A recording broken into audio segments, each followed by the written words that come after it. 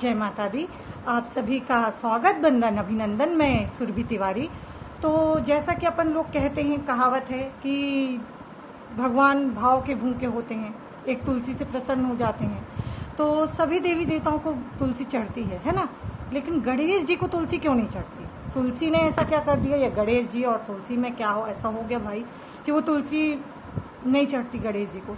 तो एक समय की बात है, गणेश जी अपने उसमें लीन थे, तपस्या में लीन थे। उसी समय वहां पर तुलसी माता आई और उन्होंने गणेश जी के सामने शादी का प्रस्ताव रखा। लेकिन गणेश जी ने कहा नहीं, हम शादी नहीं करेंगे, हम ब्रह्मचारी हैं।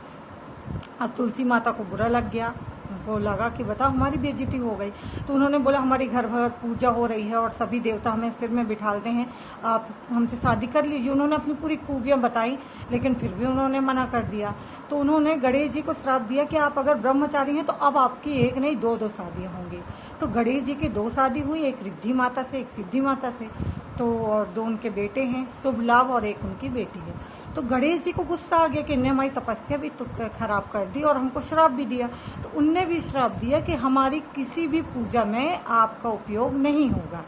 तो इसीलिए गणेश जी की पूजा में नहीं होता है, और शिव जी को भी और शिव जी के पूरे परिवार को तुलसी नहीं चढ़ाई जाती है। मेन इसका यही कारण है कि तुलसी क्यों नहीं चढ़ाई जाती। तुलसी यही कारण है, और ये गणेश जी के पुराण से रिलेटेड है। तो ये आपको वृत्तांत आप अगर देखेंगे तो गणेश पुराण में मिल जाएगा, है ना। और गणेश जी को अपन एक दंत क्यों कहते हैं? क्योंकि जब वेद व्यास भागवत की रचना उन्होंने की, लेखा उन्होंने नहीं था, क्योंकि वो लिख रहे थे, बार बार मोर पंख टूट टूट जा रहा था। फिर उन्होंने गणेश जी का आह्वान किया और कहा कि आप भागवत लिखिए, हम बोल रहे हैं। तब वेद व्यास जी ने भागवत और महाभारत बोली है, यानी और उन्होंने लिखी है, ठीक है, गणेश जी ने।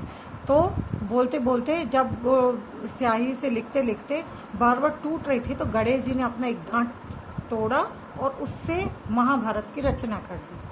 इसीलिए उनको एक दंत कहा जाता है गणेश जी को, है ना। तो मैंने आपको बता दिया उनको दूबा क्यों चढ़ती है, पहले मैंने आपको बता चुकी हूँ। एक दंत क्यों कहा जाता है ये बता दिया मैंने आपको। सिंदूर क्यों चढ़ता है ये भी आपको मैंने बता दिया है ना। तो एक एक करके गणेश जी की पूरी बात एक एक बुधवार को अपन लोग साझा किया करेंगे, और पूरी खूबी गणेश जी की आपको बताया करूँगी।